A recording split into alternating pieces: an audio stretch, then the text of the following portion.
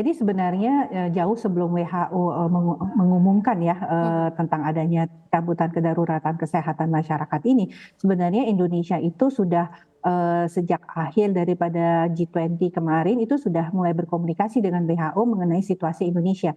Karena pada saat itu kita melihat pandemi kita terus terkendali, apalagi akhir-akhir ini hampir selama 10 bulan kasus itu sangat-sangat rendah ya. Jadi komunikasi dengan pihak WHO ini sudah kita lakukan untuk memastikan bagaimana supaya Indonesia itu mengambil langkah yang tepat dalam melakukan pencabutan status kedaruratan kesehatan.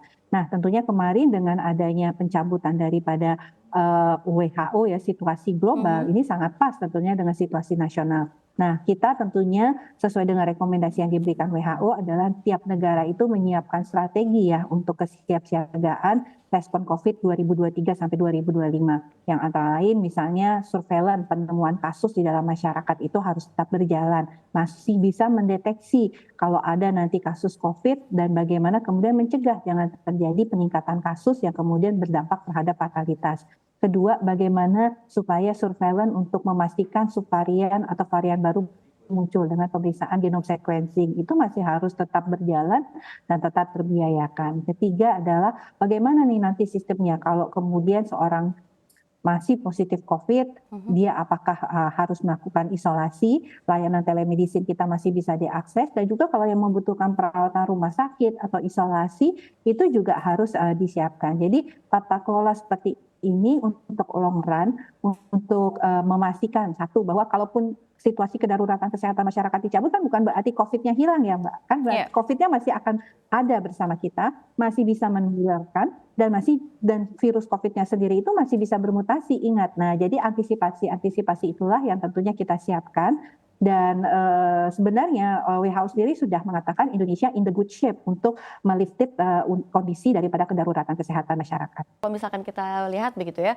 terkait anggaran penanganan COVID-19, ini apakah akan segera dihapus juga dan bagaimana nih dengan anggaran yang sudah disiapkan? Apakah akan dialokasikan ke yang lain-lainnya juga atau masih ada yang terhutang begitu yang memang harus dibayarkan? Contohnya ke nakes atau seperti apa?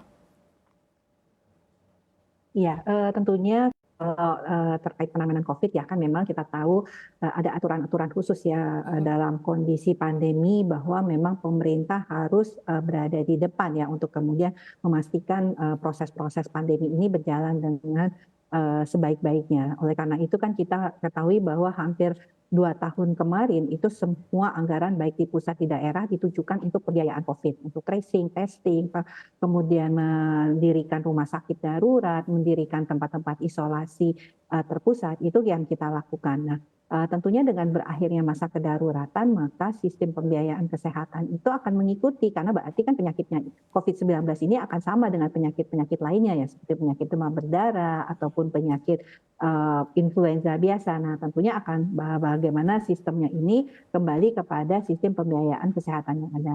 Nah, mengenai insentif yang belum terselesaikan, ini tentunya harusnya diselesaikan sebelum kemudian kondisi pandemi atau kedaruratan kesehatan itu dicabut. Karena kalau belum dicabut itu kan atau sudah dicabut itu sudah tidak ada dasar lagi untuk proses pembayaran dan pengeluaran anggaran. Nah, oleh karena itu tentunya kita menghimbau nih terutama pemerintah daerah yang masih memiliki mungkin ya tunggakan atau masih memiliki hal-hal yang belum diselesaikan terkait anggaran untuk segera diidentifikasi dan kemudian dikomunikasikan dengan pihak-pihak seperti misalnya pihak auditor ya bagaimana untuk proses pembayaran daripada tunggakan-tunggakan yang belum diselesaikan ini. Karena misalnya insentif nakes itu sebagian besar adalah tunggakan yang bersumber dana pemerintah daerah, Mbak Safira.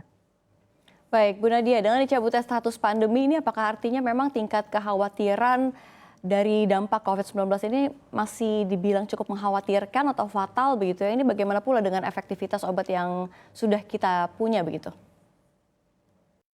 Iya, jadi kalau artinya WHO sendiri itu Mhm. sudah melihat ya bahwa tren penurunan kasus itu terjadi secara global. Makanya kemudian WHO memutuskan bahwa kedaruratan kesehatan masyarakat secara yang tadinya kasus penambahan itu contohnya di Indonesia saja ya, misalnya kita pernah 8.000, 10.000, 40.000, 30.000 per hari. Ini kan kemarin tuh hanya 200, 300 dan bahkan ya sempat naiklah 2.000, 3.000, tapi kemudian turun kembali menjadi 1.200 ya.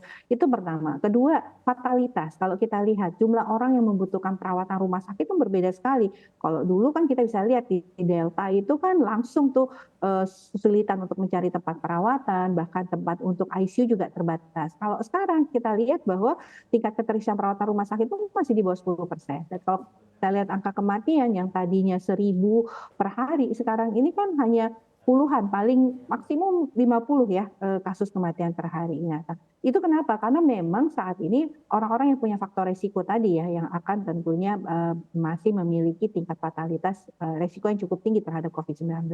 Jadi artinya kalau kita melihat terkait kondisi penyakit bahwa COVID-19 ini sudah bukan suatu yang berupa kedaruratan kesehatan masyarakat ya. Jadi karena dia sudah artinya bisa tertangani dengan sistem pelayanan kesehatan yang ada. Jadi artinya dia sudah dari sisi jumlah, dari sisi penanganan itu sudah bisa seperti penyakit yang lainnya. Nadia, WHO mengakhiri status pandemi COVID kan di tengah lonjakan kasus di Indonesia nih. Lalu apa sih strategi yang dilakukan pemerintah untuk menekan COVID-19 RI yang memang saat ini tengah melonjak? Ya, sebenarnya kalau kita bilang lonjakan nih bukan lonjakan ya, kalau peningkatan kasus ya. Kalau lonjakan itu kan kita melihat tren yang terus-menerus terjadi peningkatan. Kalau kita melihat nih polanya ini kan masih naik turun ya, 600, 800, kemudian 1.200, sempat kemarin 2.600 karena ada penumpukan juga pada saat pelaporan daripada pemeriksaan laboratorium. Nah, tapi artinya kembali lagi kalau kita bandingkan dengan kriteria-kriteria dari WHO, itu setidaknya penambahan kasus misalnya konfirmasi positif itu kita baru dikatakan tidak pada batas atau pada batas yang mengkhawatirkan itu kalau misalnya kasus konfirmasi harian itu penambahannya 8.000 sampai 10.000 per hari. Kemudian angka kematian itu di atas angka 1.000 per hari dan juga ketika keterisian perawatan rumah sakit itu di atas 50%. Nah, kalau kita lihat ini angka-angka kita kan masih sangat jauh dari angka-angka tersebut. Jadi sebenarnya tidak perlu kita khawatirkan. Kita tahu mengapa ini terjadi karena ada subvarian baru yang masuk ke Indonesia di akhir Maret minggu keempat dan biasanya memang ada pola peningkatan kasus selama 6 sampai 8 minggu ke depan yang akan kemudian tercapai puncaknya dan akan terjadi penurunan. Kita nggak perlu khawatir, tapi tetap waspada tentunya. Apalagi kemarin itu adalah kita tahu Idul Fitri ya, di mana memang ada arus mudik dan arus balik, di mana orang mobilisasi ya, yang tentunya kita tahu juga akan menambah resiko faktor penularan. Nah, sisi lain masyarakat kita juga sekarang karena gejala yang dirasakan itu batuk, pilek, demam, yang gejalanya sangat ringan, berbeda dengan waktu di awal-awal COVID dengan durasi sakit yang juga lebih pendek 2-3 hari, akhirnya berpikir bahwa saya nggak mau tes gitu. Nah, kalau nggak mau tes nggak tahu COVID kan, kalau nggak tahu COVID tetap melakukan aktivitas seperti biasa, resiko penularan di dalam masyarakat itu terus terjadi. Padahal kita tahu subvarian Arcturus ini subvarian yang jauh lebih cepat menular, kecepatan penularannya dibandingkan varian BA4, BA5 yang selama ini ada di negara kita.